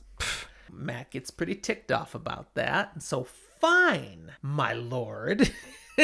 You want to be alone, you can be alone. Perrin, let's bounce. So they leave, and Loyal's like, before they leave, guys, even if you separate, you're all Taviran, and the pattern's going to still weave you. And Mat's like, enough with the Taviran garbage. I don't want to hear that either. And that's when they leave. And Loyal's like, oh, I didn't mean to offend. Rand, do you think? And Rand goes all insulty on Loyal too. Because he's like, everyone needs to be away from him. So he drives Loyal off. He looks like I have this image of Loyal being like a puppy that was yelled at and now is droopy-eared, but it's probably droopy-eyebrowed. Yeah, we really get poor guy. A fun description into the characters of these people through this confrontation. That Rand is doing his best to push his friends away because he cares. Mat is immediately loyal, but he takes offense to things and gets kind of huffy about it. And Perrin, while being relatively quiet and stoic, especially with Rand's concerns about Aes Sedai, looks understanding as we look into his yellow golden eyes. Loyal then being the the lab, who The lab comes nice. up and keeps doing Good his dog. thing and is Good boy. sharing, but then doesn't know when to stop being a good boy, and it gets kind of belittled for it, and poor guy. So Rand gets what he wants. Everyone's left, and now Rand is going to go search through the storerooms more to find a good place to hide. And what he does is he finds places where, okay, I could hide here, but I can picture people searching for me, finding me. Mm-hmm. And if he finds any place where, okay, maybe they won't find me, then he can picture whoever's following him finding him. And he just can't find anywhere where he feels at peace hiding. While he's still trying to search, he comes upon Egwene searching the storerooms. I believe they, like, run into each other. Oh, no, he sees her first. Okay. But she doesn't see him, and he does startle her. And she's like, yeah, you know. But it turns out she was looking for him because she knows he can channel. Mm-hmm. She heard from Matt and Perrin what he had done to them, and she put two and two together. He's trying to drive everyone away so that he doesn't hurt anyone, and he's not going to get away with that. Okay, you think you need to hide? Fine. But I know what's going on here, and you can't just drive us all away. And Rand insults her and tries to march away, again, drive her off, and she tackles him. She proves which is she a great is turnaround. stubborn. Last book, he tackled her, Well, trying to save her. right? She's doing the same thing. Tackling You're him doing to save something him. stupid. I'm not going to let you. And she tackles him to the ground. And then she does her spiel, bullying him for his own good, and says, you're going to come with me, because if you try to hide here, this is the first place they'll look for you. You're being stupid. Yep. So she says, I have a place we can hide you. We're going to put you in the dungeons. I'm sorry, what? It's like, you're going to put me in a cell? No. She explains, no, there's really nobody down in the dungeons except A couple the peddler guards and Pat and Fane. You know, a couple petty criminals. No big deal. There's plenty of places down there you could hide. Nobody really goes down there. So it'd be great. And I know this because I've been down there to visit Pat and Fane. Great. Rand's like, what the heck? He is an evil dark friend. Moraine said he was the most despicable and dark friend she's ever encountered. And you've been visiting him? And he actually feels bad now when he thinks, okay, I've been avoiding everybody. Matt and Perrin have been busy doing whatever boys do, you know, gambling and stuff. Nobody has paid any attention to Egwene. She's been so lonely, she had to visit the peddler. And that's kind of true. She says she'd been going to visit him because they talk about the two rivers. You know, it's kind of true, but I think to an extent, Egwene shows a kindness here. That she's the only one who thought to go and just talk with him. And she says, since he's been here in prison now, he's kind of more like the normal peddler we used to know. We've been having good conversations, and he's made me laugh and told about places he's traveled. It's just been very amiable. You keep saying amiable. Isn't it amiable? No, it is amiable. Really? Might be pronounced both ways. Weird. Feel free to look that one up. We'll get there. So Rand says, okay, I didn't really think it's a good idea for you to be visiting Pat and Fane, but obviously Moraine doesn't feel like it's too dangerous for you to be there. I guess it's fine. And then Egwene's like, well... She hasn't exactly told Moraine. I mean, I didn't ask if I could, but he's Better to locked ask. up, you know? Better to ask forgiveness than permission. Pretty much. That's what she's going with. So Egwene leads Rand to the dungeon. This will be the place to hide you. They get into the dungeons. She raps on the door, and the guards, they know her. She's been there to visit numerous times, and they let them in, and they're rather insulting. Rand is kind of shocked. Even Massima hasn't exactly been rude. He just doesn't. He's unyielding. He's not nice. Right. These guys are rude. Yeah. He's never seen a rude Shannaren. Yeah. So, once they are let through into the cells, and they're locked into the cell area, the hallway to the cells. Yeah. They're locked in there. Rand's like, so do you think they'll let us out? I mean, they were really nasty guys. And Egwene explains they will. It's going to be fine, but they've been getting meaner. Yeah, every time. I mean, when I first started visiting, they would joke with me. It was very pleasant, very amiable. But as we see with the Stanford prison experiment, when you're in charge of prisoners, it often becomes a thing that kind of messes with your psyche as well and makes you darker and harsher. And maybe that's what's happening here. So Zach is dropping university-learned knowledge on you all. No, actually, I learned that back in high school at some point. Maybe it was AP Psych? I don't know. Have you never heard of the Stanford Prison Experiment? I don't know. It doesn't ring a bell, but that sounds right. Yeah. So I probably learned something about that once upon a time. It's a really interesting thing. Basically, there were a whole bunch of people. Some got put in as fake prisoners, some fake prison guards, and it was supposed to be a week long. It had to get stopped after like 3 days because the prison guards were being so harsh and it was so bad. And it's one of the highlights of nowadays unethical experiments. So the Discord points out here, they're only being mean from just normal psychology. Is that what you're saying? I mean, good point, DT. Probably not. But as far as Egwene knows, she assumes that might be the case. Okay, I like that. It's just, they're down here, it's dark, they're stuck watching prisoners, and it's wearing on them. So as far as they know, that would be true. She kind of comments she would not like having to work here herself. As far as we know, there might be more to it, but we won't give too much away. Hint. We'll just say hint, hint. Okay. But it is logical that it could just be explained that way, and that's how she sees it. Then they walk on through the cells, and they pass 2 prisoners who are just there for stupid things, who she says, yeah, they've also been getting kind of meaner. They were just hanging out in the cells now, but now they're rude to them. They're staring at them. They curse at them. It's like, ugh. I kind of have in my head this image from Silence of the Lambs walking through as the various prisoners are hurling insults or coming up to the bars. And it's a whole mess of almost terror for someone walking through. And they get down to the very end of the hall, and there's Pat and Fane. Egwene had described how he's gotten very pleasant, and they have nice conversations, but that is not the Fane that Rand encounters here. No, we see something totally It different. was very disturbing. Fane acts quite unhinged. He tells Rand, you can't hide from me. And he refers to himself as Mordeth. Yeah. Okay. Where have we heard that I believe name? we have heard that name Oh, yes, before. we've heard that name. Am I supposed to say where? Yes, this is not a spoiler because they're from the last book. No, we heard that name in Shadar Logoth. They met Mordeth. It wasn't Fane. The creepy guy without a shadow. In the treasure room. Yeah. Ooh. Okay, Rand is getting a total freak out moment. This is not going to work. No. I am not hiding here with him. No. In this anywhere near this area. And truth be told, if Egwene's thought process of this was what it was going to be, how she had envisioned it, it would have worked. But, yeah, but as this isn't working. This is not the place. So then she says, okay, there's one other place I had thought of, and it's going to be harder to get you there, so I figured let's try this, but yeah, this won't work. I'm with you, so let's take you to the women's apartments. You can hide in my room. And he's like, what? It's like, really? Because no man is allowed in the women's apartments without direct invitation of a woman. Okay, so it's a very private area. Only the women can be there. No one's going to go searching for Rand in the women's apartments. That being said, this is a very Merry and Pippin explaining to Treebeard moment. The closer you are to danger, the further you are from harm. You're literally walking into the place with the Aes Sedai, and people who, if anyone sees you, they will mention it. The word will get around.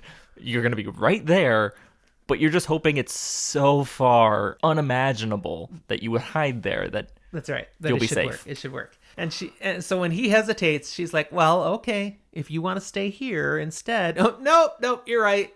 All right, let's try the woman's place, which is good because as they're walking away, then they hear Fane's laughing whisper trickling down the hall. The battle's never over, Althor. Mordeth knows. It's like, oh, creepy. All right, creepy. End of chapter 3. We move to chapter 4. Let's go. This is called Summoned, and we have a total different POV now. We move to Moraine. Moraine is alone in her rooms in the women's apartments. So this is where, of course, we know Rand and Egwene are heading, but we're jumping right there. Yep. And she appears nervous. We've not seen a nervous Moraine, but she's waiting for her summons to speak with the Amerlin seat. She notes that in this, that she can handle this. She can still show calm and coolness because she learned such skills to not show your true emotions growing up in the royal palace of Kyrian. Now, I don't think we'd heard anything about that before, had we? We have. Did we? Was that dropped during Eye of the World? I believe it was mentioned in association with the Aiel. Okay. So she's there. She's dressed in her finest. It talks about that she has her shawl on. We hear a little bit about Aes Sedai and their shawls. Now, the shawl shows what Aja you are, so it's blue fringed. Moiraine's is blue.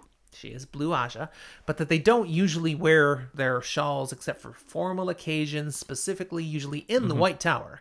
But being summoned to appear before the Amerlin seat is a formal occasion, and she just did happen to have her shawl with her by great luck. I mean, I feel like it's one of those things that even if you don't wear it, you keep it with you pretty much always. It's in your bags. You don't leave without it. Like an American Express card. What's in your wallet? That's not American Express. Oh, what is that? That's Visa, isn't it? No, that's Capital One. There we go. That's Capital. I have a Capital One card. Do you? Yep. I don't. So she's waiting, and boom, boom, boom. There's a knock on her door, and she notes, okay, that's not how people normally knock on my door. That is not respectful, or No. You know, and then boom, boom, boom. Before she can get to it, another one. She goes to her door. She opens it, and as she opens it, there's someone out there about to pound again. There's two Aes Sedai. One is a Naya, a blue Aja, Awesome. who looks happy to see her. Yeah. And they're both blue Aja, and clearly, you know, kind of on the same page in some ways, apparently. The other, Leandrin, red Aja, Great. and doesn't appear happy to see her. It's all business. I mean, she was the one knocking. Yes, pounding, very impatient. And they state, you've been summoned to the Amerlin seat. Just a quick word of reference. Any and all Aes Sedai that get mentioned will probably be back. So just know that they're names to remember. That's actually not true. And in particular, in this group that we're going to meet here, there's a couple that you never hear from again. Most of them come back. Most of them, but not all. I want to say all of them at least once. There's one that's not even named, just mentioned. I think all the ones that are named come back at least once, but we'll get there. So, okay, we need to go to where we've been summoned. All right, let's go. And Leandrin says, we aren't able to come into your room. What are you hiding? Basically pointing out, you've warded this room. No one can come in. What are you hiding from sisters? Which is how they refer to themselves as Aes Sedai. We know that now. Sisters. And she doesn't say that she's not hiding from them. Nope. She gives a very Aes Sedai answer. She says that it's been warded against everyone. I was the only Aes Sedai here before, so there was no need to differentiate.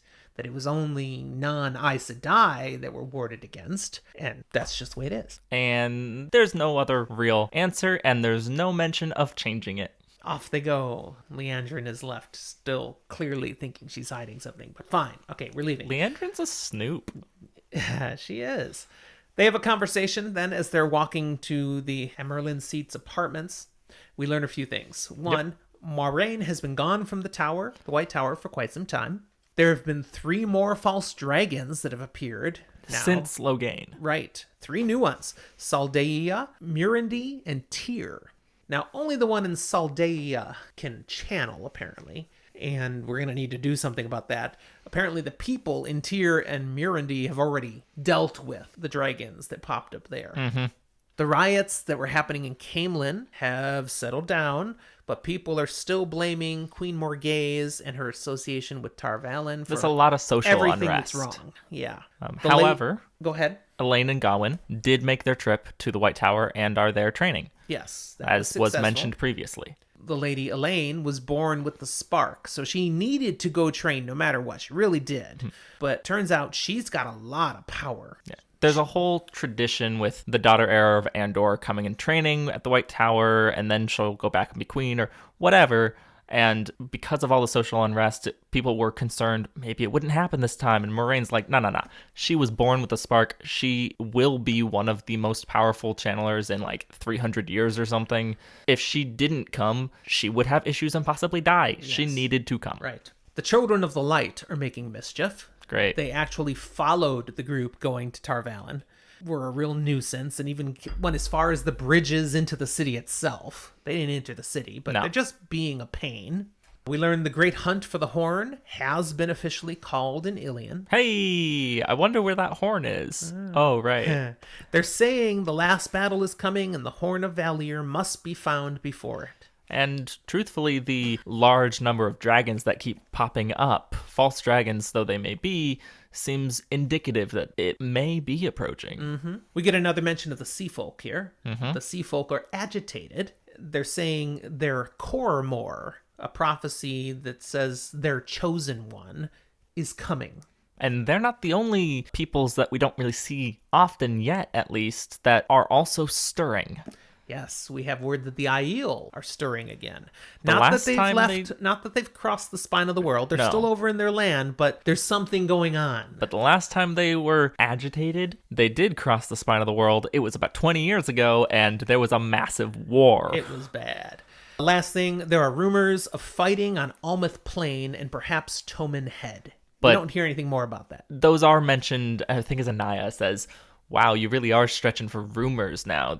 That's not confirmed, it's just a rumor. And if you look at the map, again, that's clear across the continent from where they are. So just rumors. It's not quite the furthest you could be, because theoretically you could go further south, but it's about as far close, west as you can go, and we're at the far northeast.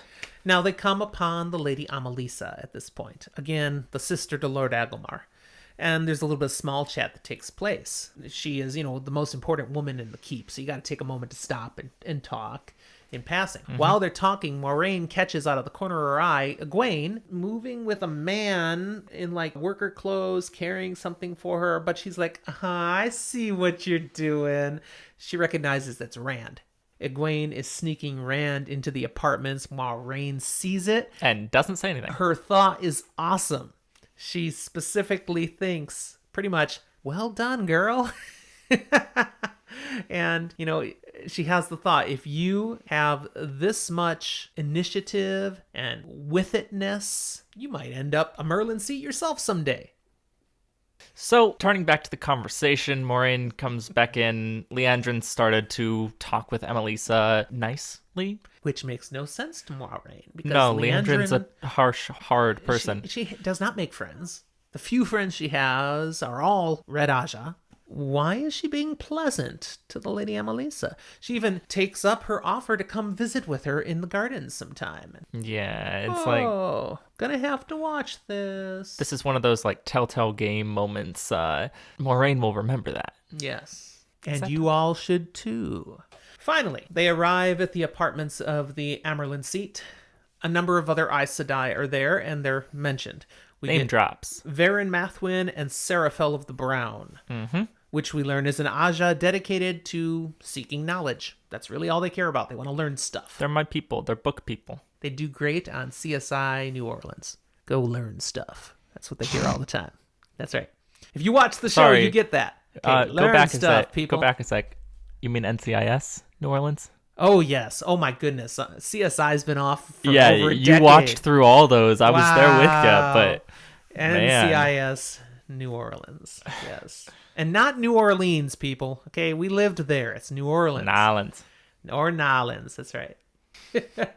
Okay, a yellow Aja sister is there that Moiraine doesn't know, so we get no name. This is the one I was referencing. There's an unnamed person, but the significance of that character is to point out that Moiraine has been gone from the White Tower long enough that there's people there now who are sisters that she's never met. She doesn't know these people. And we don't, at this point, really know quite what the scale of the White Tower is. No. How many people? There's a fair chance she wouldn't have known everyone there anyways. Possibly. And then Carlinia of the White Aja and Alana Masfani of the Green. Those are all named. Now, Moiraine knows there were more Aes Sedai that came. Where are the others? I mean, not that they all needed to be here when she shows up, but she is curious. But doesn't have much time to ponder because the inner door of the apartments open up and Lyanna, the Keeper of the Chronicles, steps out. It blew my mind when I learned that it was Lyanna, not Leanne. I know. I totally said Leanne for years. The entire time I read all of it, it's Leanne. Nope. I only learned Lyanna because of Talk Around Riyadh, the Wheel of Time Showcast podcast. If you guys haven't listened to that show, highly recommend it. Very entertaining, but all about focusing on Amazon's upcoming TV show on the Wheel of Time. But they also talk about other stuff. And one of the things that came up was talking about that character's name. And then I went back, I looked in the books, and it does say it's Lyanna. It says that, but it's spelled Leane. I know. It's what? Leanne. Come on.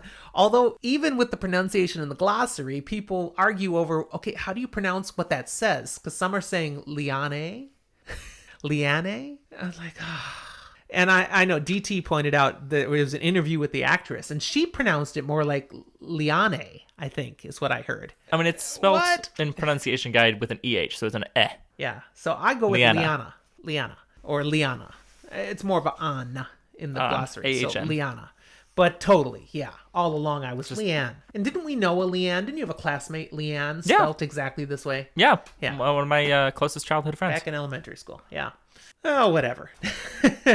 Anyways, we're going to say... Hers had two N's. Lyanna. And she is the keeper of the chronicles. What is... They don't explain much here. I want you to do it anyways. This is a fine time. Who the keeper Tell of them chronicles what the is? keeper of the chronicles is. What does that mean in real basic? It is to quote or reference Hamilton. It is what Hamilton was to George Washington. It is the right-hand man, the person who is both a glorified secretary and the second highest authority in the tower. If you need to talk to the Amerlin, you have to go through the Keeper of Chronicles. Any and all information that gets to the Amerlin about the world is kind of filtered by this individual. The Amerlin is the most important and makes the most decisions. The Keeper of Chronicles is a necessary position to filter through to. Yes.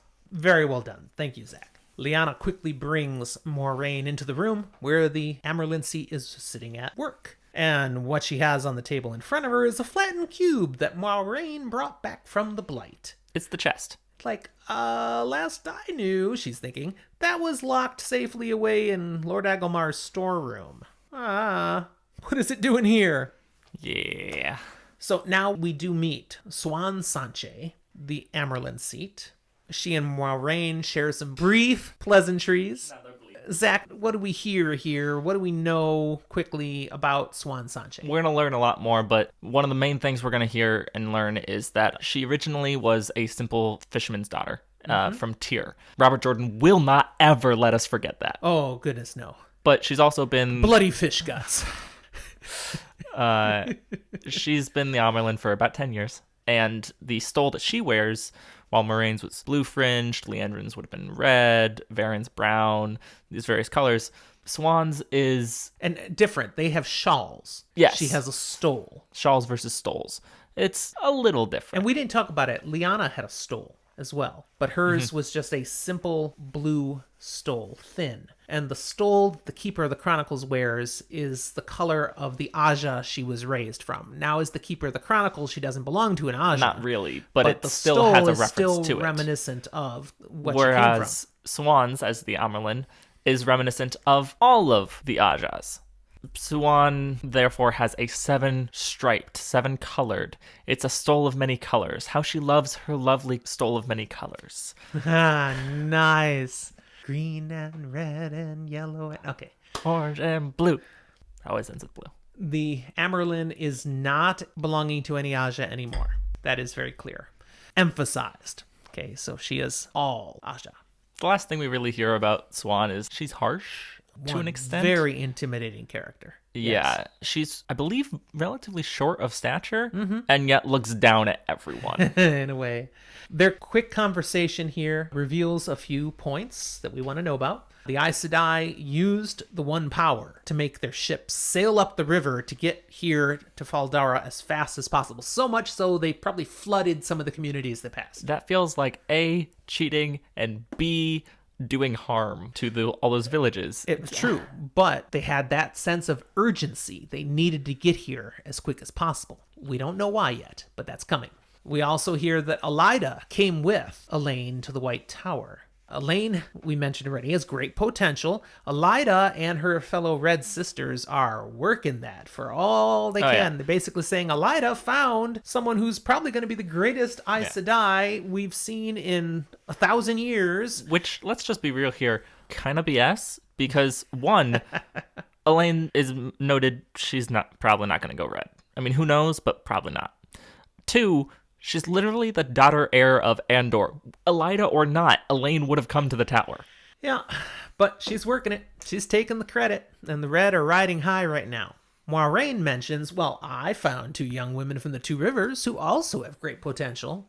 Egwene will be as powerful as Elaine, and Nynaeve, she's got a block, but she's a wilder. But once she breaks through that block, when she figures out her stuff and gets in her control, power will be a bonfire. And Elaine and Egwene, they'll look like their power potential is candles next to what Nynaeve can do. Clearly, if Nynaeve unlocks her full potential, will be one of the most powerful Aes Sedai ever? Yeah, potentially.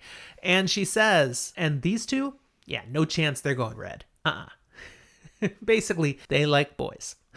They're frustrated, exasperated, but they still like them. Yes.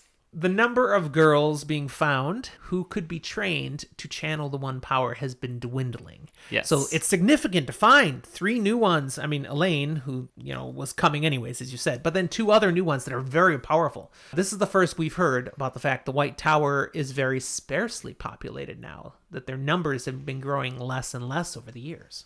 But Elida, we hear, also came to the White Tower, not just to ride Elaine's coattails and take some credit, but to report that Moiraine was meddling with a young man who she saw in Caemlyn, who is Ta'Viren and dangerous. She spirited this young man off before Elida could find him again. Elida's been telling all the other Aes Sedai about this, and that this man is more dangerous than any since Arthur Hawkwing. And as she has the foretelling ability, which we learned about in the Eye of the World, her words carry some weight. If she's saying, okay, this is a very powerful, dangerous man, and Moiraine is doing things with him and not telling us, this is bad.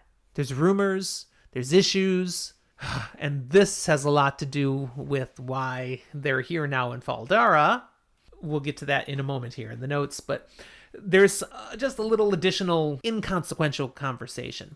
But the gist of it is that the Merlin seat, her position, her influence is being hurt right now. It's not as strong as it was. She has to be so careful now about what she's saying. It is, at least in part, a political office that is not necessarily a firm, solid, forever thing. You're not really a dictator. No. You have the power that you have been given, but you have to balance with all the other powers that actually do exist. And if you're not careful, you end up being more of a puppet to the other powers. It could happen. At this point, Swan asks Lyanna to leave the room so that she can speak with Moiraine alone. Lyanna shows a little bit of surprise here, and we learned that's not normal. The Amelin doesn't talk to people alone. Not usually. It's very rare. The Keeper, at least, is usually present for all of this stuff. Especially, why would she do the honor of talking alone to someone who really she should be chastising? Yeah, back from what Elida's been saying, Moiraine should be in trouble. So, what? But okay, Lyanna, loyal servant, she leaves, and Swan sets an eavesdropping ward, which should be completely unnecessary. Nobody Who would should dare to eavesdrop on the Merlin seat? But it doesn't matter. She's putting that there. And then they hug it out. Hey! Apparently they're old friends, and it's great for a moment. They can let down the facade of being all formalized and stuff. They get to just be themselves. That's the end of chapter 4. Well, but there's 2 critical paragraphs of information there that's very key that I thought it might be worthwhile to just repeat. All right. So I thought you could read one, and I'll read the other. You want the first or the second? I'll take the first. Okay. So they've been talking about what it means to be an Aes Sedai, and it has been hard, and that they have to put on a pretense. They can't be themselves and genuine. And Moiraine says, well, we are Aes Sedai, Swan. We have our duty. Even if you and I had not been born to channel, would you give it up for a home and a husband? Even a prince? I do not believe it. That is a village goodwife's dream. Not even the Greens go so far. And Swan, the Amerlin, her response follows, no, I would not give it up. Most of the time, no. But there have been times I envied that village goodwife, and at this moment I almost do. Moraine, if anyone, even Lyanna, discovers what we plan, we will both be stilled. And I can't say they would be wrong to do it. Ooh. So an ominous note to end the chapter. The two of them have something planned, something that the rest of the Aes Sedai can't know about. Whoa. What? Okay, we jump right to chapter 5, which is going to be the last chapter for today. And chapter 5, The Shadow in Shannara, begins with a focus on that word that was just used, stilled. We've loosely heard about some of this before, but mostly in a different context. I don't remember stilled. We learned about burned out. We've learned about burned out, and where I say is we've learned about gentling. Yes. We learned that stilled is basically the word for the doing it to a woman, separating her from the power. If you remove a woman's ability to channel forcefully, you do that to her. You have stilled her. It is very rare that it's ever been done to an Aes Sedai. In fact, so rare that novices learning to be Aes Sedai have to memorize all the women that it's been done to, and basically they memorize why it was done to them. Mm-hmm. It's a punishment that is done only for the most extreme of circumstances, and Siuan just said, if they find out what we've been planning, we'll likely be stilled. Usually it's for serious high crimes, treason, sedition, things like that. High crimes and misdemeanors, yes. So the conversation turns to the fact that Moiraine and Siuan are aware of prophecies that have to be fulfilled, and they've been working towards this for the past 20 years, ever since they were raised to Aes Sedai. But at the same time, what they've been working towards could be seen by the rest of the Aes Sedai as a betrayal of everything Aes Sedai stand for. Mm-hmm. Now, we're not being told everything. Not yet, at least. Right. There will be more learned in the books to come. And some of this you won't necessarily learn until a book that is optional. Yes, the prequel book. If discovered, though, they agree, Moiraine would likely be stilled. Siuan would be stripped of her stole as the Merlin seat. She would also be stilled. And when that's been done before, which has only been done twice, you don't get then just let off easy. The two former Aes Sedai who were stripped of the stole and stilled were then made servants in the White Tower for the rest of their days, so that they were an example and could not be looked on with pity or people wanting to bring them back or something. No. Granted, the rest of their days weren't necessarily that long. No, because just like with gentling, they lose the will stilled, to live. You lose your will to live. It's not good. Now, as we talk about the politics of the White Tower, the two who have been removed from being Merlin's seat were Red Aja before they were raised to the Merlin seat. And when they were removed, they were replaced by Blue Aja people who became the new Merlin seat. The Red have never forgotten. You know, Aes Sedai are kind of a little bit petty with grudges. Some of it reminds me of Congress. We don't want to go political, but there's some of that going on. There's a lot of politics. I mean, it's not necessarily mirroring any specific politics from our world, but the White Tower is a very political beast. It is. And we can't really talk about the inner workings of it unless we acknowledge that part of it. So after this talk has gone on a bit of what could happen now, Moiraine kind of loses her temper. Yeah. What is Siuan saying? That she wishes they would give up after these 20 years of effort? But no, that's not what Siuan is saying. And actually now Siuan gets angry and says, while Moiraine has been off gallivanting all over the world, trying to live out their plan and, in essence, find Rand, okay, Siuan's been stuck in the tower, having to navigate all this politics, and a lot of the trouble she's had to navigate has been because of news of what Moraine's been doing out there. Yeah.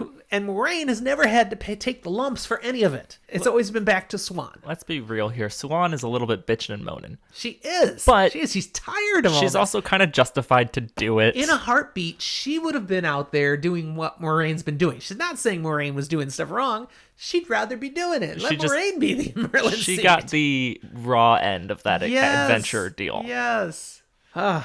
But it does get down to a sticking point that Siuan has here now. She says, okay, so we had a plan. Okay, you were supposed to find the boy who was the Dragon Reborn and then bring him back to Tar Valon, where we would keep him safe and we would guide him, and you didn't do it. You sent me a message that you found him, that you had him, and then you were taking him to Faldara. Practically the blight on Shale Ghul's doorstep. Are you friggin' nuts? And that's why she's here now, and that's why she's ticked. You're blowing up the whole plan, and you're not telling me what you're doing. And, let's just be real here. She's got a point. She's got a point, but Moraine is Moraine. She doesn't really back down from anything. She had to do what she had to do. She says, they're Ta'Viren. Rand is Ta'Viren, stronger than Arthur Hawkwing ever was. He's a massively strong Ta'Viren. The wheel weaves, man. The pattern forced our plans. We had to get up here. I couldn't bring him back like intended. And that's something we did not anticipate when we were working our plan. Speaking of things they didn't anticipate, the box. Swan opens up the box, pulls out the Horn of Valir. Well... And they do know prophecy. Again, we've mentioned prophecy. The Horn of Valir is necessary, and it is a sign that the last battle is coming. And Swan's like, so do we have so little time, really? We already have the horn? Well, we've got no idea how long. But Moraine points out something you mentioned earlier. There's been more and more false dragons showing up, too. That is also a sign. The pattern demands the dragon. And so false dragons will keep popping up until the true dragon is proclaimed. Right. And more importantly, proclaims himself. Then Moraine shares another sign that the last battle is approaching, which we hear named now as Tarman Gaiden. It's the first time I think we hear that used as another word, old tongue word for the last battle. I believe Tarman Gaiden. At the beginning of this book in the prologue, it was referenced with a different word as well. Okay. That I rather enjoyed because it showed the other side's perspective. They just called it The Day with a capital D. It was really fun. So she pulls out that broken Quendiar seal that we saw at the end of the last book. Now, again, you said earlier, one of the titles for the Amerlin seat is the Watcher of the Seals. Here we learn, hey, a secret. Yes, I'm the Watcher of the Seals, and we have not known where any of the seals were for the last 2,000 years. Not they since disappeared during the the Trolloc Wars. Yeah. And hey, here one is, and it's broken. That's not good.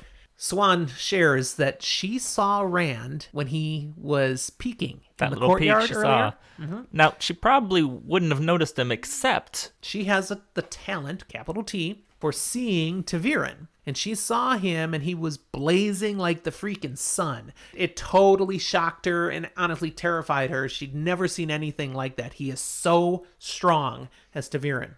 And then she says, so he is the one we've been searching for 20 years? And Moraine answers, yup. Yeah, I mean... she doesn't say yup, but yeah. That's it. He is the one. She asks, he is the one. Moraine goes, he is. And Swan really doesn't want it to be true, so she's kind of like, are we certain he can channel? And yep, he can. We don't get a half-truth. We get straight up, he can. Rand al'Thor will stand before the world as the Dragon Reborn. Moraine just says it. At the very least, she firmly believes that. Yeah. Now, she notes her plan on how to handle him. And here she explains a little bit about that Two Rivers psychology. They are so stubborn. I cannot tell him what to do. It's very clear. If I tell him to go left, he's going to go right. Put any pressure on him and he will bolt in any direction except for the one you want. He suspects I'm going to try to manipulate him, so I can do nothing that looks like manipulating him. So here's my plan. We need him to be recognized as the Dragon Reborn.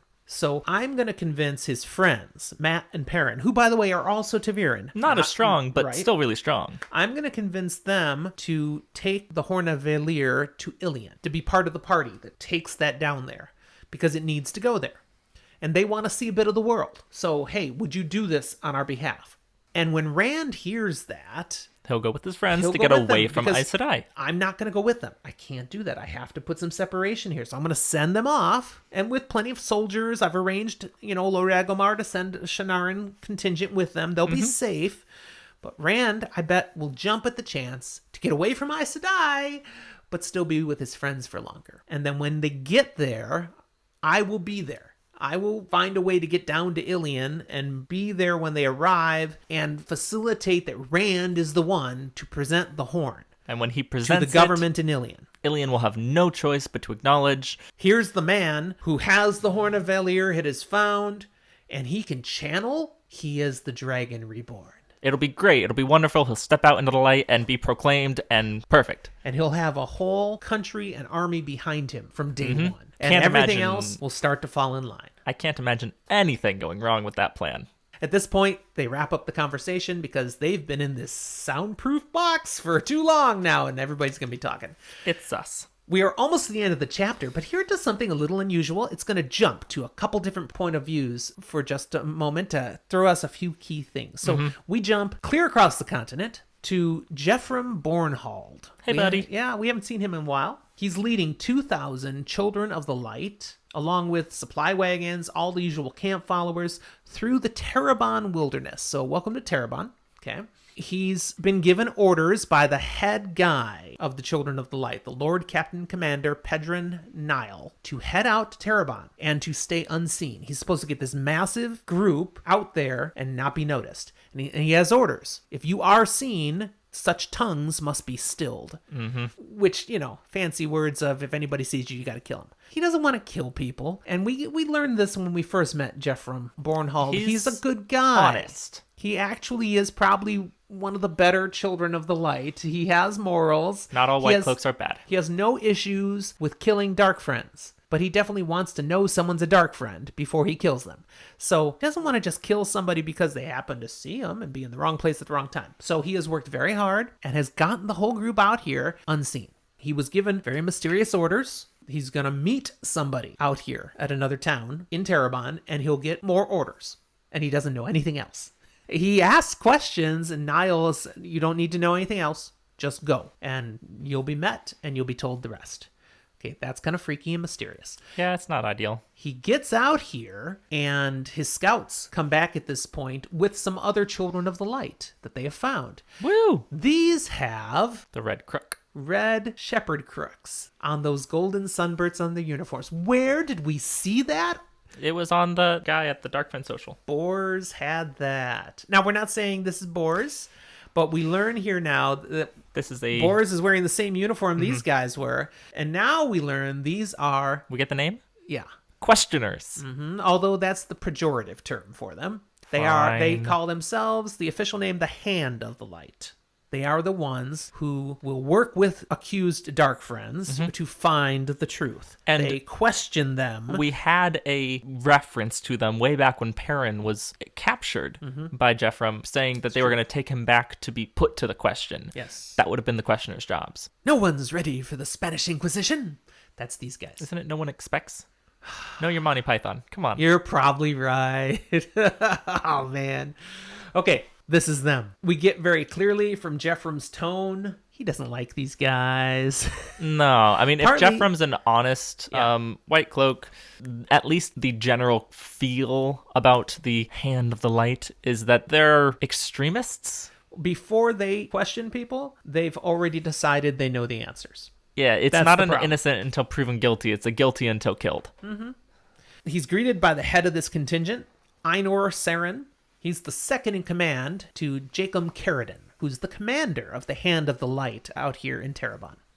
He directs them to follow him to the village ahead. No worries about being seen now. It has been pacified. And yeah, Jeffrem's like, okay, so are the bodies piled in the center of town, or have they been thrown on the river?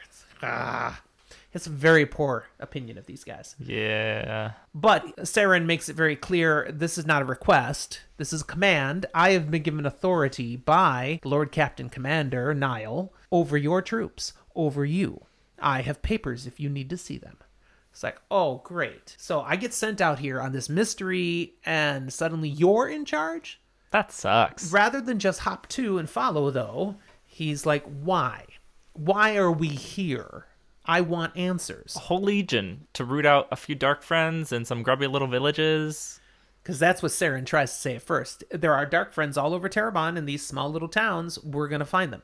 No. It's like, come on. I need better than that. Saren, he's frustrated. You're just supposed to follow orders, dude. But fine. Okay. If you want something more important to do, you might get your chance. There are strangers that have landed a great force, an army out on Toman Head. More than the Terabonners and the people of Eridaman could together probably hold back. If they break through, we're going to have our hands full. And Jeffrem has heard some rumors. So he's like, the rumors are true? Arthur Hawkwing's armies have returned? Which, if you're just reading straight, you don't really know what that means. No, but that is significant, and trust us, you will learn more about that in the time to come. And we switch perspectives. Well, Saren has a response, though. He says, he does not confirm that. He says, strangers. and probably Darkfriends. That's because questioners think everyone are dark friends. That's right.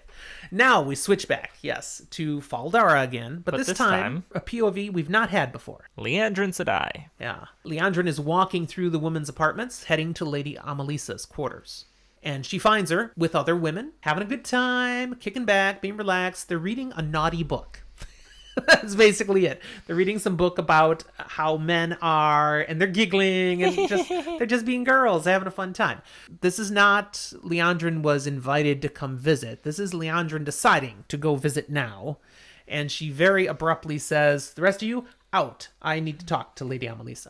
Mm-hmm. She's very rude, but she's Aes Sedai, and they have great respect for the Aes Sedai in the Borderlands, so okay, and they all bow to her, and they head out.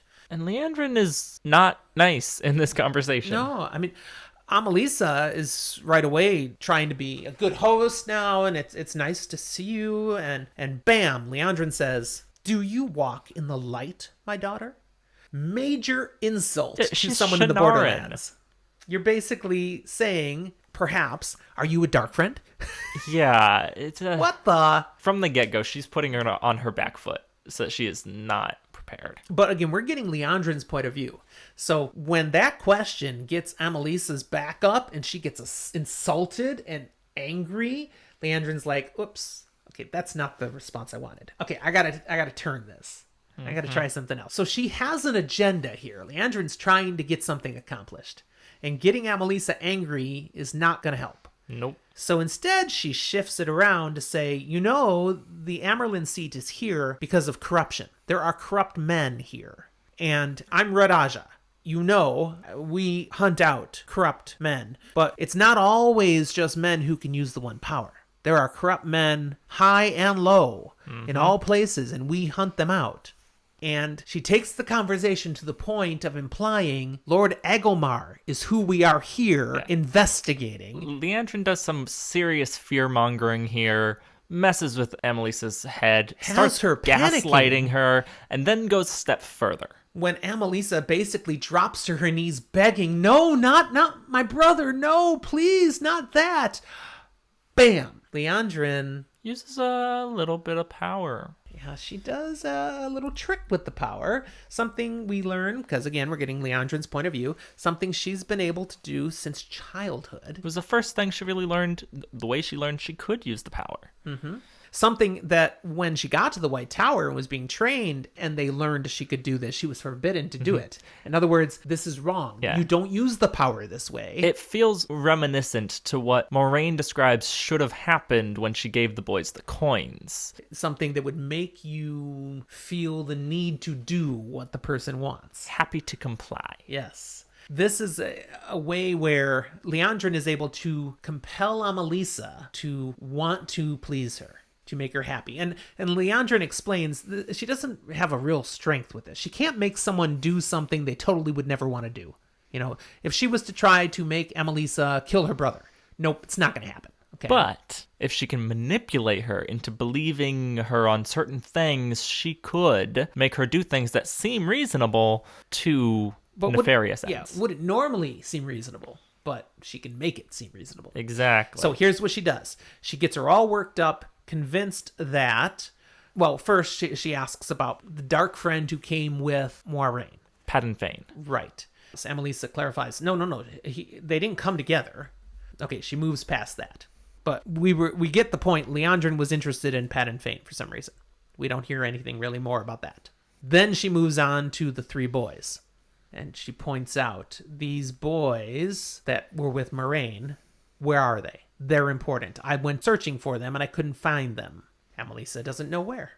Leandrin, again, using the one power, convinces them they are dark friends. In fact, they're worse than dark friends. And they must be found. Your entire keep is in danger if they are not found.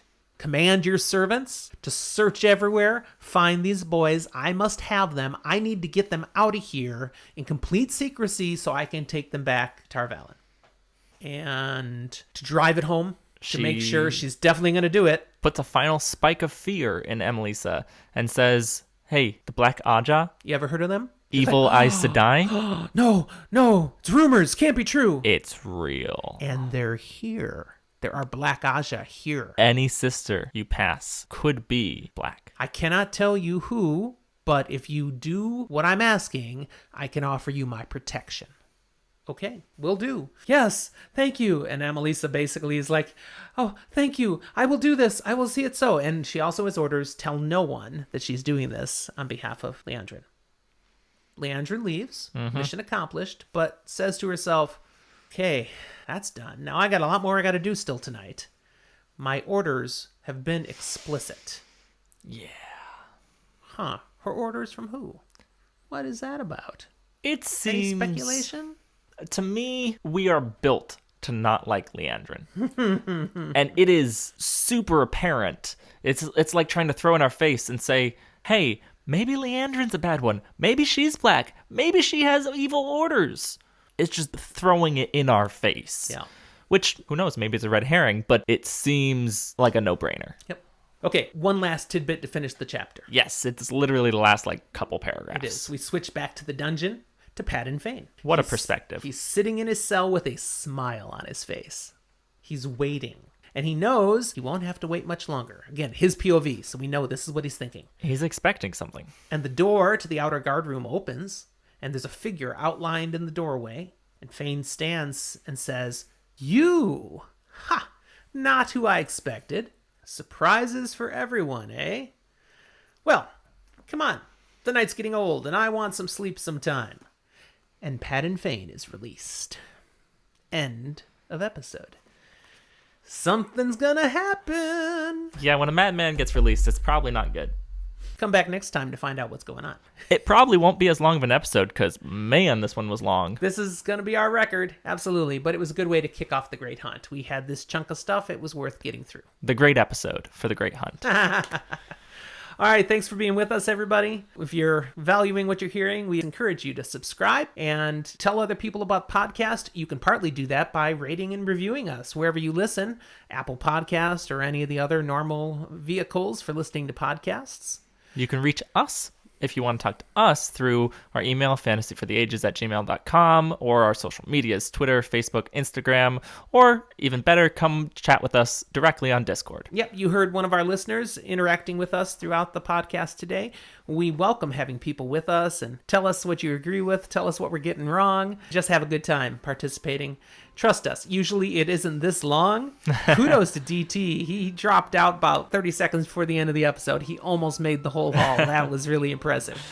And one other way that you can participate at a higher level with us is support us on Patreon. We provide some extra benefits for those who do give us a little bit of financial support, just a little attaboys, Like coming and sitting in and talking with us live. Yes, those are for our patrons. We also will be having some special episodes that are just for our patrons. We do ask input specifically from them at times, and you get early access to our recordings. You don't have to wait for just when they come out official. You get them as soon as they're ready. Nice things. We try to take care of our patrons. We do appreciate the support. All right, I believe that is enough for one episode. What do you think, Zach? Let's be done. It's been fun, but it's been long. I think I have to use the bathroom. Me too. Yeah. All right, we'll talk to you next time.